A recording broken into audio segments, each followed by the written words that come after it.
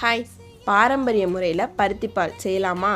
நம்ம பாட்டி காலத்துலலாம் அடிக்கடி செஞ்சு சாப்பிட்ருப்போம். பட் இப்போ யாருமே இதை ரிஸ்க் எடுத்து பண்ணுறதில்ல. ரொம்பவே ஈஸியான மெத்தடில் நான் உங்களுக்கு சொல்லியிருக்கேன். ட்ரை பண்ணி பாருங்கள். உங்கள் வயிற்றில் புண்ணு இருக்குது, வாயில் புண்ணு இருக்குது, வாயில் ரொம்ப ஸ்மெல்லாம் வருதுன்னா இந்த மாதிரி நீங்கள் வாரத்தில் ஒரு முறை ட்ரை பண்ணி பாருங்கள். ரிசல்ட்டு சூப்பராக இருக்கும். உங்கள் வீட்டில் இருக்க குட்டீஸ்க்கும் அடிக்கடி கொடுங்க. அவங்க ரொம்பவே ஹெல்த்தியாகவும் இருப்பாங்க. எப்படி செய்யலான்னா, பருத்தி கொட்டையை எடுத்து ஓவர் நைட் ஊற வச்சு எடுத்துக்கோங்க.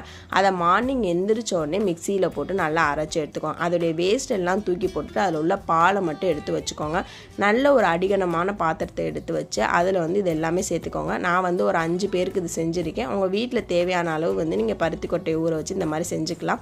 இது நல்லா கொதிச்சு வந்ததுக்கு அப்புறமா இதில் இன்னும் கொஞ்சம் திக்னஸ் வேணும், டேஸ்ட் வேணும் அப்படின்றதுக்காக 2 ஸ்பூன் அரிசி மாவு மட்டும் எடுத்திருக்கேன். இந்த அரிசி மாவை நீங்கள் அப்படியே சேர்க்காமல் இதில் கொஞ்சம் தண்ணி கலந்து லிக்யூடாக சேர்த்துக்கோங்க. நீங்கள் அப்படியே சேர்த்திங்கன்னா கட்டிப்பட நிறையாவே சான்சஸ் இருக்குது.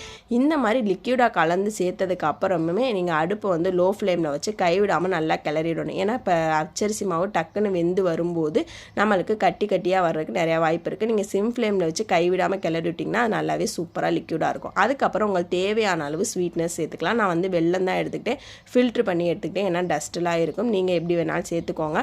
இதை இன்னமும் ரொம்பவே ஹெல்த்தியாக்குறதுக்காக தேங்காய் பால் நான் சேர்த்துருக்கேன். தேங்காய் பூவாகவும் சேர்க்கலாம். பட் குட்டீஸ்லாம் இருந்தாங்கன்னா தேங்காய் பாலாக சேர்த்திங்கன்னா அவங்களுக்கு குடிக்க ரொம்பவே ஈஸியாக இருக்கும். அதுக்கப்புறம் கொஞ்சோண்டு தேங்காய் பூ பொடிச்சு போட்டிருக்கேன்.